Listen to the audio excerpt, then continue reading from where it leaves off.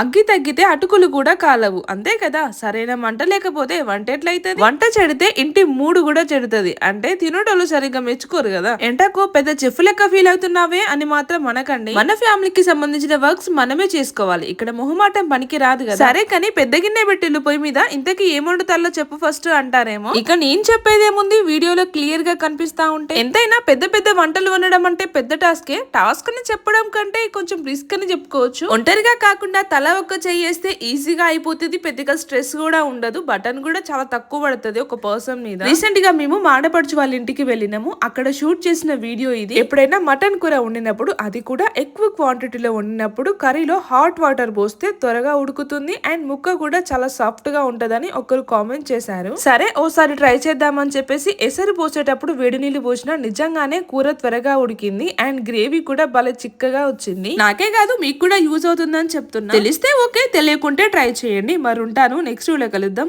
Bye friends.